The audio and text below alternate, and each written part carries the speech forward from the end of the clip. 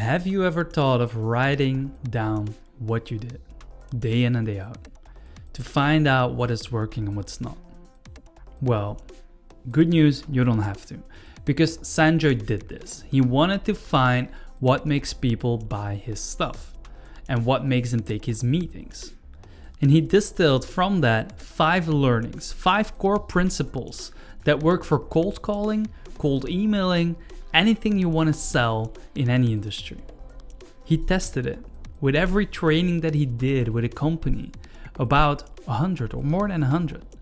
He did this. He followed his own principles, cold called someone, a company that they wanted to sell to, and got a meeting. He has a 100% success ratio. And in this episode, he's sharing some of his learnings. Not all of them, of course, because he's a salesperson. It's a super interesting one. He even gives an example of how he did it, the language that he used, and why it works. I am Bram, and this is The Sound of Sales.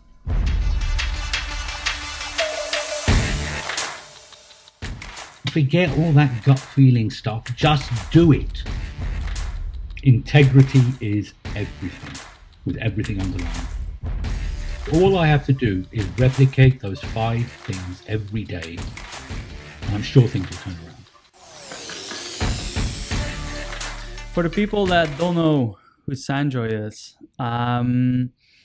if I would ask one of your children what their daddy does for a living, what would I get as a reply?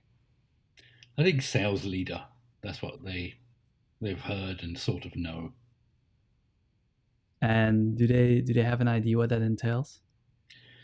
Well, I tell them about it, and I explain what I do, and they think how incredibly boring. Is it boring? I don't find it boring at all, no, because to me it's much more than a job. It's something I believe in, the way I do it. Yeah, that changes, of course, the way you handle stuff as well. If you're not passionate, what's the deal with doing it anyway? Absolutely, yeah. Yeah. So take us back like 30 years. Who is Sanjoy? Okay, so I'm going to go back to 1985 when I was 16. So when I was 16, I just left school at the age, as I said, of 16. And at school, I failed everything. So you had O levels in those days, and I failed all of those. And at school, I was very quiet, shy. I spoke too quickly, and I wasn't even good at sport. I was totally useless. So I left school, and I didn't know what to do. And the summer went by, and then I got myself a job finally, working in a menswear shop where I was selling suits. So the reason I went into sales was because when you are, I think, that level of lack of skills, that's the only kind of job that's left open to you. And it wasn't the high level. That's harsh. That's all that you can do, be a shop assistant. So I did that job for around 6 months, and I got fired because I wouldn't talk to people when they walked in, because I hated the idea of selling. I hated the idea of pushing people to, in my perception, sales was pushing people to buy things they don't need or want. And I felt very uncomfortable at the idea of approaching people. So after 6 months, I left that and I went back home, and I carried on being that person I was.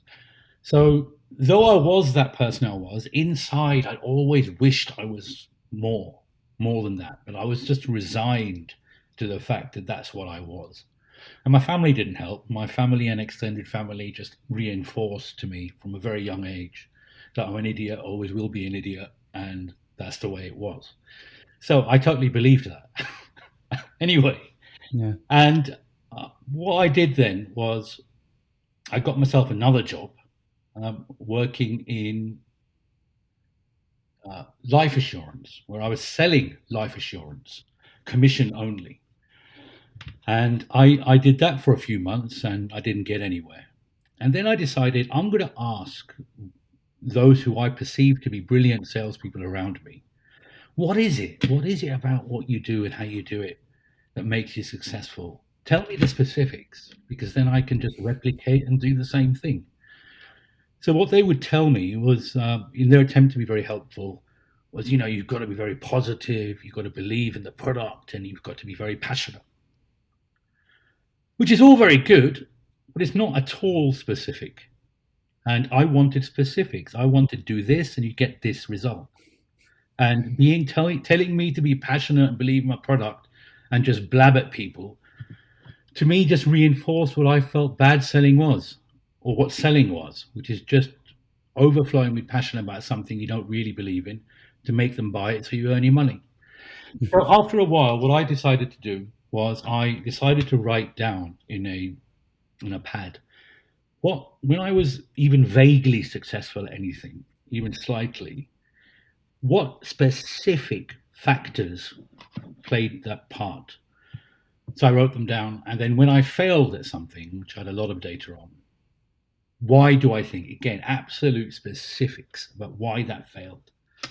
So I did this for around 2 years. I ended up filling up 2 notebooks, and I was still the same old Sanjoy. And because it was a commission-only job, they didn't fire me because they weren't losing any money, and I was just muddling along. So one day after 2 years, I decided to look at my notes. Let me just look at them. I can write these forever. And when I looked at them, I noticed there was a lot of repetition, and not precise repetition, but I was saying sometimes many different things in different ways, but the same things. So I decided to put a red line through all the repetition and stuff. And then I was ultimately left with just 5 things. And I remember, I'll never forget, I looked at those 5 things. I just could not believe that is how simple it was. And I just looked and I thought, all I have to do is replicate those 5 things every day, and I'm sure things will turn around. Now, at the time, going back to your first point you opened with, I couldn't care less about being myself and bringing myself to anything. My attitude was, I simply want to find out how to do things, and if I agree with it, I'll do them. Simple as that. I wasn't going to be held back by, am I comfortable with it? Does it feel good in my stomach? Am I scared or not? And all that stuff. So I just looked at those 5 things. I was blown away. And the next day I went in and I focused on those 5 things always. And that very same month, which was December 1988, I earned, I think, after tax, around £35,000. So in 1 month. And then in January 1989, I earned another £35,000 in 1 month. So my colleagues around me would say, what the hell happened to you? I mean, what's going on? And I didn't want to tell them my five discoveries. I just said, I decided to pull my finger out. And my family were blown away and amazed and just thought, this is a flash in the pan, or obviously you're doing some lying and swindling or cheating or whatever. They just couldn't believe it. But anyway, I was very happy with it. And then a organization called Loutro, which is the Life and Unit Trust Regulatory Organization, came along and decided that anyone selling financial services had to have qualifications, because there were many people who had got into this with no background, who were doing it very badly or doing it very well, but selling through lies and giving bad financial advice. Now, I still had a phobia about academia. So I decided I'm not going to now stop after discovering these 5 things and go into academics to learn this stuff. So I left that and I got into IT, and I got into cold calling for software companies. And I did that really well also. And I did it totally differently from everyone else around me, because everyone else around me, much like today, those who call themselves inside sales, they tend to go into work and open their emails, chill out, and then carry on looking at their emails till around 11 o'clock, possibly have another break. And then after 11 o'clock, they think, let me reply to a few emails. Then they reply to a few emails. Then their boss comes along and says, maybe be on the phone. Yeah, I couldn't get through, so I'm just writing some emails. So that's how people were back in those days. But they weren't doing emails, but they were avoiding the phone.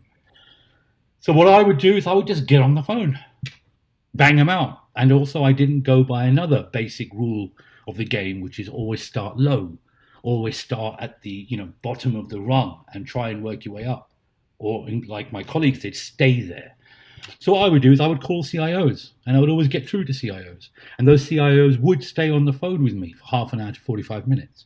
I would find out and get lots and lots of information.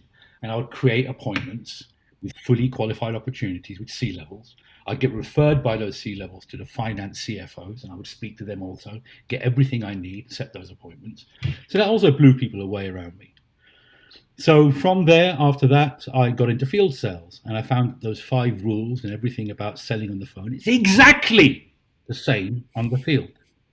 So this absolute BS that it's totally different doesn't make sense. All you have to care about in the field is how you look. So on the phone, no one can see you. Though when I used to be on the phone, I was always suited and booted, dressed smart, standing up, always walking around, doing my phone calls. So I went into the field and applied exactly the same rules. Anyway, I did very well at that also. And then in 1997, I got asked by a colleague why don't you train some people to do this? I thought, forget that. I said, the thought of standing in front of people, even in a classroom of 20 people, horrified me. But then, I just thought to myself, I'll do it. So I did my first training. Now, my training wasn't based on having done a City and Guilds or gone to a train-the-trainer course or whatever else. I just went into my first training, I'll never forget, and blurted out passionately and discussed with my group everything I knew about selling, and also gave them those 5 things. I'm super curious for those 5 things now. After giving them those 5 things, at the end of the day, they all looked at me all glum and miserable and bored at the end of the training, saying, yeah, you're just a trainer. This is all theory. It doesn't work in real life. I couldn't believe it because I'd specifically told them my story. They knew it worked in real life, or they didn't believe me. So I did something then that totally changed the game. In that training room, there was a speakerphone. And I said to the group, okay, give me the name of a large organization that Compaq is unable to work with. And you've tried phoning them and you never get anywhere. And better still, they've actually told you to get lost and not interested. In front of your faces, I'll put this speakerphone on speaker. I'll contact them cold. I don't want a name, because any name you'll give me will be someone who's died or someone who's just above cleaner level. So give me the phone number. I will contact that organization. I will identify the CIO. I will get through to that CIO. That CIO will tell me everything I want to know. And if appropriate, I will set an appointment with a qualified opportunity. They go, you can't guarantee that. I said, I can guarantee I cannot fail. It's not possible. They go, all right, call the BBC. Because the BBC have blown us away many times, and they use Dell, and they're not going to be interested in talking to Compaq. I said, all right. So they gave me the switchboard number, and to cut a long story short, I called. I identified who the CIO was and got their title. I got through to the CIO. The CIO did spend half an hour to 45 minutes with me on the phone, and there was an appointment with a big qualified enterprise opportunity. So after that, the class was just blown away. They were like, no trainer has ever done that, to put their balls on the line and go on the phone. And they weren't the only ones that were blown away. I myself was thinking, I can't believe that worked. Because at the time when I said, yeah, give me a number, I can't fail, my blood was up. I was annoyed that they didn't believe me and they were questioning what I'd said. And even when I was doing it, I was thinking, am I mad? But I did it and it worked. So I decided after that every sales training I do, at the end of every sales training, I will offer the group, whether they question me or disbelieve me or not, I'll offer the group up front, give me the name of an organization that won't work with you, blah, blah, and I'll call them. So I did hundreds of trainings ever since, and I've always done that at the end of my trainings, and I've got a 100% conversion rate. I haven't failed. So I sometimes will watch films like Wolf of Wall Street and all the other sales films, and first of all think the way they're showing it is totally wrong anyway. No one could ever call in that crappy way that they're doing. But secondly, thinking, none of these people have done in these films or in any of their biographies what I do and have done the hundreds of times in the last 10 years. And I would think to myself, how did I go from what I was at 16 to being able to do something that, frankly, I don't think anyone else on the planet has done or ever will do? And I realized that the way I did it wasn't based on simply just confidence and gut feeling and gung-ho, nothing to do with it. What I had done with those 5 rules, first of all, for my sales trainings, I'd broken each rule down into 20, 30 subsections. I had turned sales into a repeatable mathematical science. Everything I did on the phone was everything I taught, and I did it precisely, exactly like I'd said it. And it worked. And there's something I found with inside sales organizations since, which really disappoints me, is though they send their people on these sales trainings to learn how to solution sell, get through to C-levels, once they actually go back to their desks, they are not even allowed by their management to work in that way. Because marketing absolutely say, this is a script, you will work like this, you will get through to people, you will say this. And they will say, back to marketing, that the company has just spent a lot of money sending us on a training to learn to do it this way. Then why did we go on the training? They go, whatever, work like this. So a frustration of mine has been that inside sales organizations, generally speaking, in terms of all the ones I've experienced, are not allowed to work effectively because they are, frankly, they're led by people who did it wrong in the first place. And those people want everyone else to carry on doing it in that wrong way. They love to send people on solution selling, med-pick trainings, just so they can have in the tick book that this person's been on a training. But they have to carry on the way they were before. So that, frankly, has led to me having a lot of challenging times in places I've been.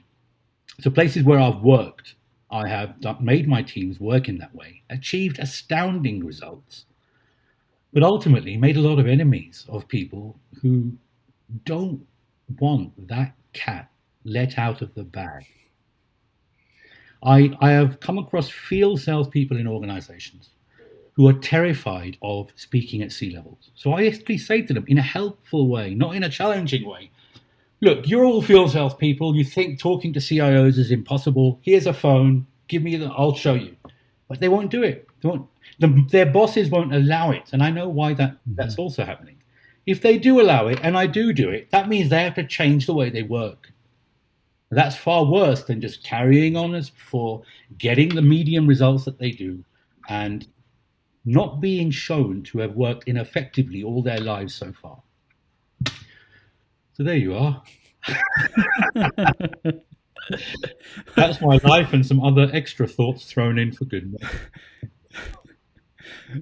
Sanjoy, at some point, I was thinking that I was listening to my own podcast already and like digesting everything you were saying. Where do you get this tremendous energy from? I don't know. I think my family didn't do this on purpose. They didn't do this to make me annoyed and come back. But because I spent so long believing I was an idiot, then eventually realizing I'm not, it sort of put a chip on my shoulder. And I decided, I don't know, that passion is there, I suppose. Yeah. I think it was just suppressed and pushed down. And I think when I first ever did something right back in the days, I was so shocked when I was 19 that it just changed me. And I think beneath all that passion, there is unfortunately a negative emotion, I think, which charges it. And that's just anger and resentment, frankly, from why I was called these things and made to believe this stuff when I was younger. And, I go out of my way not to be like that with my own children. Absolutely not to be like that, and I'm not. That's another thing I don't get, by the way, about psychos and lunatics who treat children badly. Their excuses, we were treated like that. Psychologists' excuses are, they were treated like that. I don't care. I was treated badly. I don't have this lemming-like belief, I will now automatically treat my children badly. I just don't get Mhm. that. Yeah, the psychology aspect of that. There's the book Seven Habits of Highly Effective People that handles that topic a little bit about when things happen, when they happen, and why they happen. But it's only when you are conscious of it that you can change it. You're conscious of it. Yeah, That's why you don't let it happen again. that's right. Yes. And by the way, what I found was one of my 5 rules is one of those 7 habits. I found that out much Is it? later. Yeah. Which one is it? I'm not telling you now. I'd have to guess it. Is the book here? No, it's not here. But I like it. I like the way that you took life by the balls, basically, and said like, not me. I'm gonna research my own actions. Like, just thinking about that, writing 2 notebooks full of your own actions. That's a book on itself, and then getting those 5 elements out of there and basically shape your life around it. Yeah, absolutely. And what I found when I share those 5 elements is people are often shocked by how simple they are, but they're also thinking they are pretty specific and precise. And a lot of trainers, in fact, start their training with, this is my training, but you've got to make it your own and you've got to see if you're comfortable with it. And I always tell people that I don't believe in that. My belief is I will show you how to do this. And if you agree with the approach and it fits within your ethics, forget all that gut feeling stuff. Just do it. Simple as that. Just do it. Now, if you find when you're just doing it that, of course, at the beginning you're a bit scared, your stomach is feeling a bit queasy, that's normal whenever anyone does anything new. It is not a sign that what you're about to do doesn't work. I said, when you took your first driving lesson, did you feel totally comfortable behind the wheel? Or did you say to yourself, wait a minute, my stomach is telling me I'm not comfortable behind the wheel. I am designated in life to take public transport for the rest of my life. No, you don't use that excuse there, do you? Because you want it enough to be able to drive. You totally ignore that fear in the stomach. So often people use that, oh, it's just not me, as an excuse because I don't want to change. I just want to carry on as I am. And you know what? If they do think that and they do that, it's not my loss. I tell them it's not my loss. I've told you the way to do it. You decide yes or no. I've even got on the phone and proved it. I've even attended various meetings and proved it. Mm-hmm. But it's true what you say about people that, yeah, they've been teaching their team a whole lot of times like this is how I work, and then you come in, you show them that it's actually working in a different way, and then they have to swallow their pride and say like, yeah, Sanjoy's right. Yeah, and I cannot really believe the sheer volume of senior leaders in big name companies, because I've come across a lot who have that fear and who continue to get their teams to work dysfunctionally. In fact, they would rather they work dysfunctionally and get medium results than work my way and get great results, because then it would be down to Sanjoy, or Sanjoy would be playing a small part in it. And they're so insecure. It's all about, no, it has to be about me. Mm-hmm. So that struggle continues to this day. I will have to find a place where they will allow me to be me, and they put results above everything, and integrity in how you do things. I feel there's some like there's this drive inside of you that wants to build that impact. Do you think that you are a person that needs to do this in one company, or be rather like a voice? Okay, so I think a good thing you've touched upon here, which is why not just be a sales trainer? Why be a or be a sales leader? One thing I don't like about sales training is most sales trainers judge themselves on feedback forms. And if I do a great sales training, get on the phone, the crowd is loving it, and the feedback, best training I've attended in my life. Yeah, that's nice, but that's not what's most important to me. What's most important to me is that you go and actually do the bloody thing. Do it, get a Mm-hmm. result. That's when I feel good. about the training. So why I much prefer sales leadership to sales training pure is sales leadership is sales training, is sales coaching, but it's sales training and sales coaching with teeth. Because once I've done the sales training, once I do the sales coaching, I will make my teams do that stuff. And once they do that stuff, get those results. And, in the places I've been where I've been allowed to get away with getting people to do things the right way, the results we have achieved have been like 1,000% higher and better than anything that's gone before. That's where I get my buzz. So I do want the sales training, I do want to coach, but I also want to make sure people do it. Therefore, sales leadership is where I find that it really works. You want to have that lasting impact as well on the team and the company and the results. That's right. You must know that the lead generation teams, there are many lead generation inside salespeople and teams. And what they do is they create leads for enterprise salespeople, and those enterprise salespeople go away and make that appointment into an opportunity, etc. Mm-hmm. And the usual turnaround of qualified lead, by an inside salesperson to a sales accepted lead is something like 5 to 10%. When I ran a team doing this in Siemens over 10 years ago, we had a conversion rate of appointment lead given to qualified accepted of like 90-95%. Great. But the problem at Siemens was the other teams in the other countries under the same umbrella organization were all not working in that way.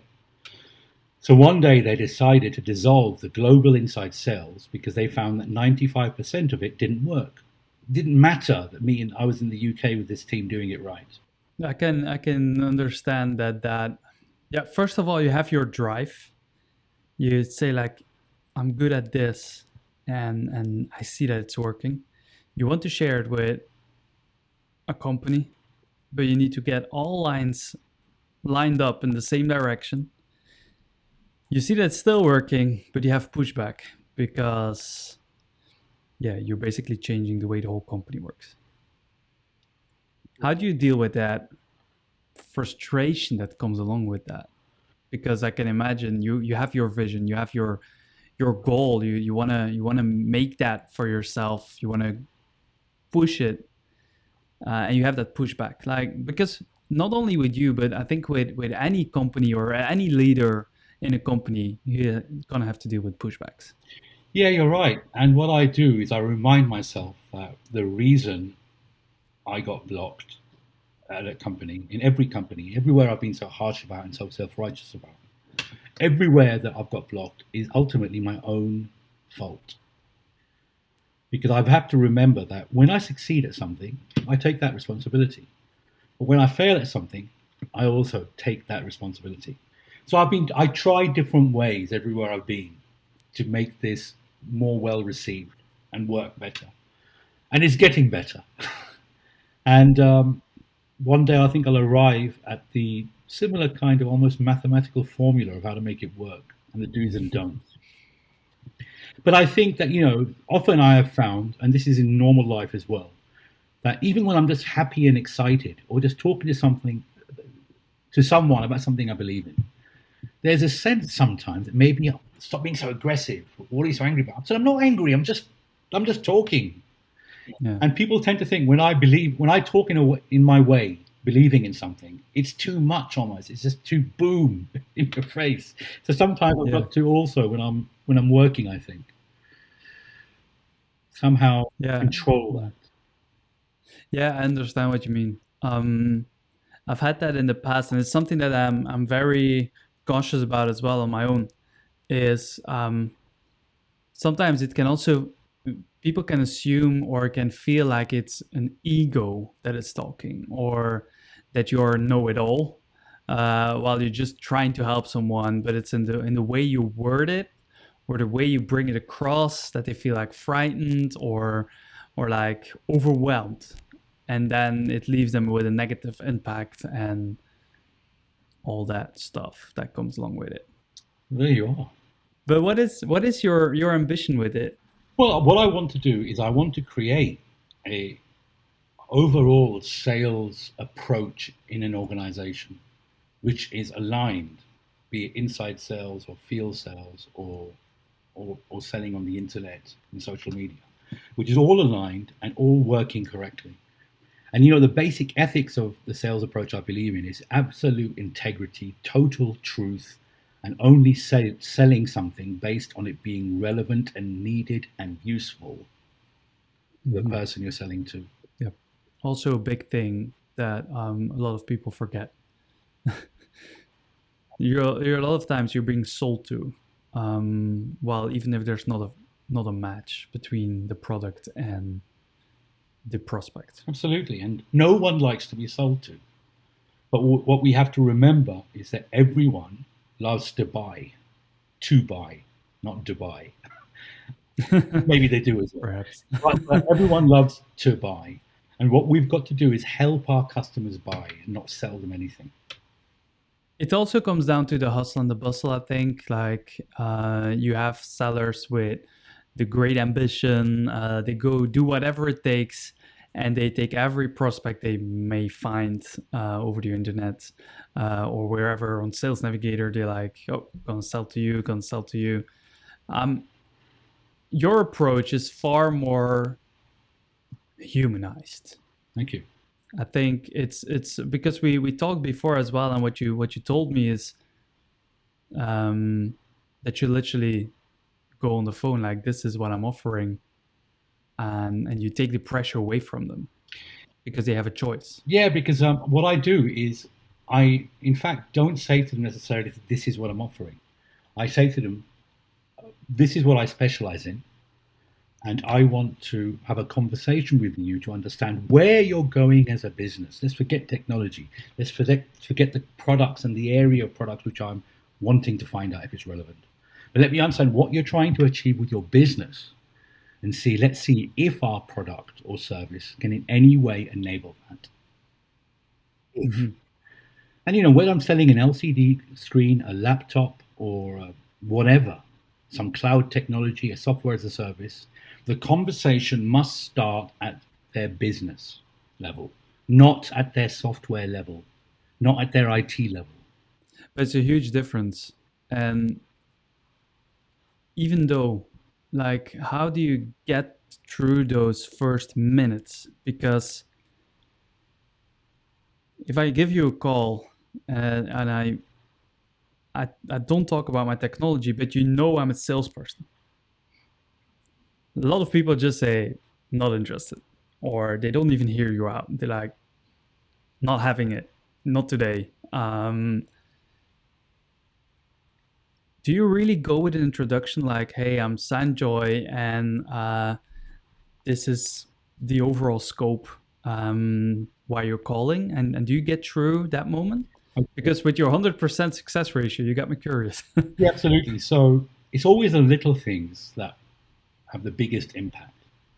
And the most important thing you can do at the beginning of a call is ask, is this a good time to talk? Without this, you stand a chance of being blown out.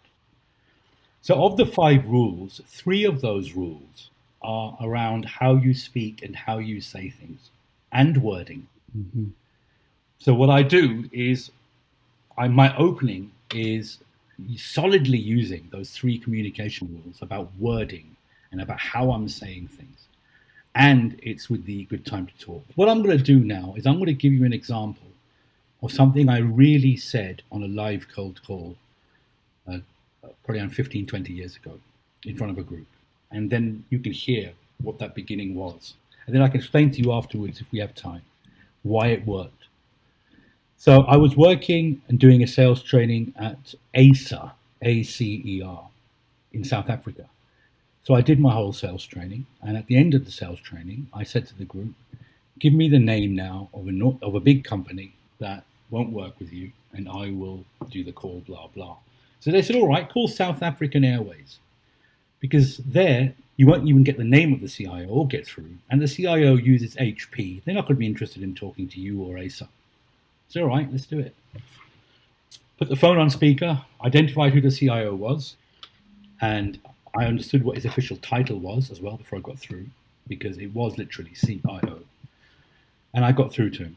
Now, Bram, what I'm going to do now is, for the sake of the question you asked and your curiosity, and maybe the viewer's curiosity, I am going to replicate what I said word for word and how I said it word for word, exactly, because all of it matters.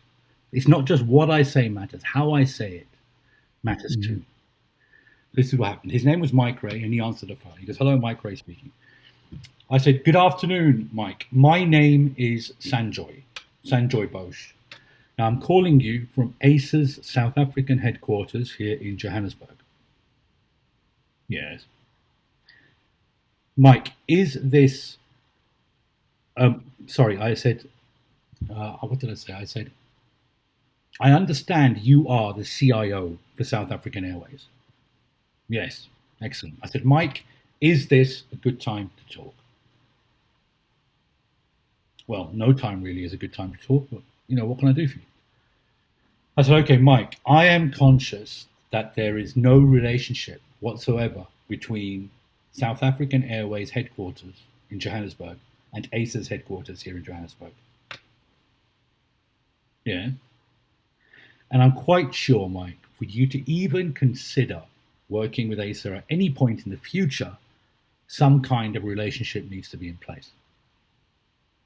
"Well, yeah." "Well, Mike, that is all I'm phoning to start. I'm not phoning you now that you're going to drop everything and decide to move everything to ASA. But from what you have just said, it's pretty clear that for us to earn the right to even be a thought in your mind in the future, some kind of relationship has to be there." "Yes, that's right, yes." I said, "Excellent. Mike, in that case, let's forget about IT. I know you're the CIO, but let me first begin to understand what are the main business drivers and issues that South African Airways is facing or planning to address in the next 6 to 12 months that ultimately will have an impact on your IT." And then Mike started telling me about IT. He started telling me about high-end strategic plans, and I had to stop him. I said, "Mike, that's really good, right? But what I want to know is what's happening in the business, Mike, that's making you think I even need to look at ERP, CRM, server consolidation, etc. What's happening in the business?" And then he started telling me about all kinds of stuff that was happening in his business, how they're opening a new low-cost airline, and because they needed an alternative to the main airline and all this stuff.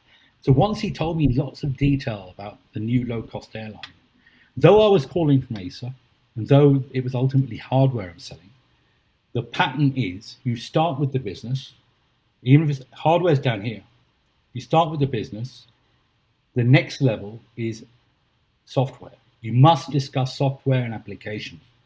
And once you've done that, you then discuss hardware. So once he told me all about the business, I said, "Okay, so what's the implication of this activity?" And he started telling me about all kinds of things like looking at new ERP, looking at CRM, etc., etc. And then I finally asked the question that got me my opportunity. So I said, "Okay, do all that software activity, all the application stuff you're planning, what's the implication there finally in hardware terms? What does that mean for your strategy around notebooks and LCDs and hardware?" "Oh, interesting you say that. Because of all of that activity, we need to refresh completely all of our notebooks. We need to look at new LCD screens, etc., etc." I said, "Excellent." And then Mike actually stopped me at that point and said, "Look, Sanjoy, this is a great conversation. Why don't you and your team come in and present to me why I should even consider moving from HP to ASA?" And I remember the people in the group were like, they just could not believe they'd heard all this. So what made that intro work, and it was so critical, is sounding like I did, speaking slowly, clearly, directly. The language I used, I didn't say, "Do you have a few moments? Am I disturbing you? Is this a bad time? Can I take a few moments of your time, please?" Which sounds like call center agent desperate, and I would put the phone down on me as well if I was you, right? There was none of that. There was, "My name is, I'm calling from, I understand you are this, this, and this. And then clearly, pause, straight, direct, confident, no shame in my game. Mike, is this a good time to talk?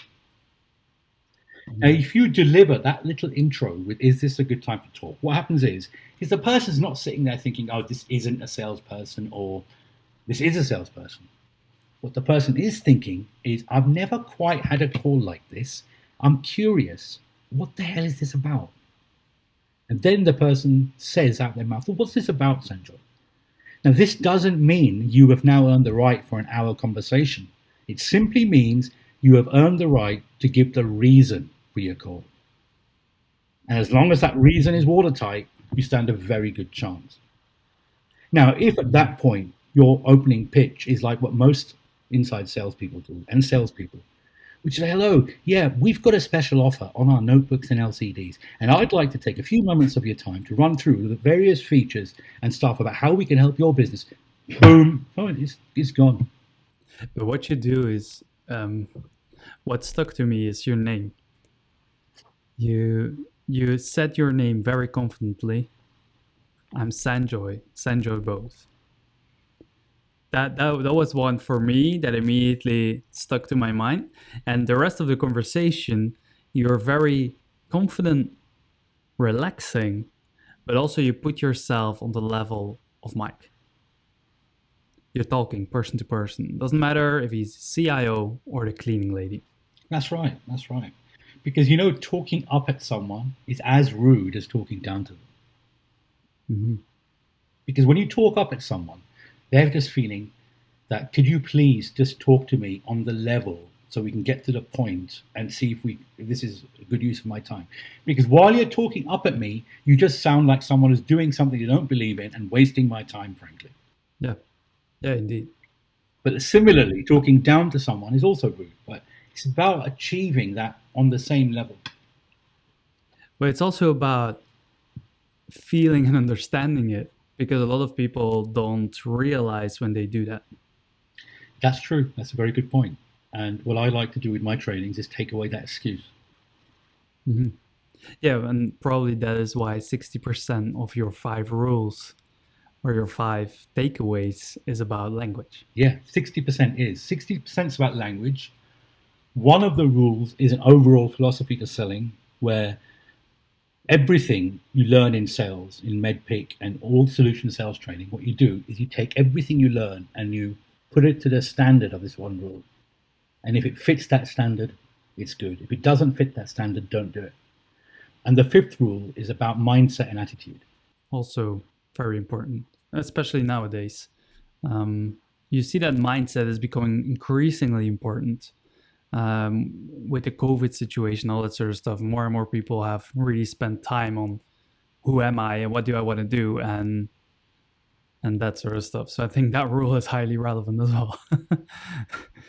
Absolutely. I think they're all very critical. In fact, without the mindset, you won't have the strength of mind to put the rest of the training in practice. But with the mindset piece, again, I haven't given any specifics what these rules are, and I won't tell you what this rule is. But what I do is I take something which is almost basic common sense, but show you the scientific components and granules that make it up, that allow you to really do it, not just have to take someone's word for it. With everything that you've learned in the past and with everything that you know today, how do you think the world of sales or the craft of sales will evolve in the coming years? Well, what I think is even the most successful organizations out there who are doing really well, there's loads of companies who, sell millions and billions and doing really well. All of them are doing it whilst selling very badly. And it always makes me think that based on what I know, people are being very successful even though they're just scratching the potential of what can be achieved. Mm-hmm. So I just think what's going to happen in future is the conversion rate is going to go up. The churn is going to go down. And there's going to be a much bigger focus on getting much more out of much less. So for example, if you want to focus on 100 companies, you won't need 100 companies to get 5 leads. Ultimately, you should have 10 companies and you'll get 7 leads. So I think the focus will become with or without me, because I think the human race is intelligent and they will eventually get there with what I've arrived at now. But they will eventually arrive that they'll come to a very quality approach. That means they will really optimize every customer touch. Because often companies are discarded, leads are discarded as they're not interested, or in a lot of companies. And that's not true at all. It's not that they're not interested. They were approached badly. They were approached in a way that even if they were interested, they're going to say to you they're not. They were approached in a way that even if they're totally relevant, they're going to say to you, you're not. So that is not a good definition of calling someone not interested and putting them to one side. Yeah, what a lot of people do is they even try only once. When a company of 10,000 people, you target one person, the person says I'm not interested, might potentially be targeted wrongly or not too perfect, but then the whole company is not interested. Absolutely. I'm going to give you a scrap, one more scrap of sales intelligence, which is this question which salespeople ask, which is they say to me, how do I not get a not interested? Well, I said one of the most important things you can do to not get a not interested is stop asking people if they are interested. I tell you that, if you look at your real life outside of work, you're talking with your partner and you're very passionate about something and you want to go somewhere. Do you say to your partner, look, there's a great new restaurant, they tell all the kind of food we do and it's a really good offer. I know you don't like going to restaurants during the week, but shall we go? Would that be of interest to you?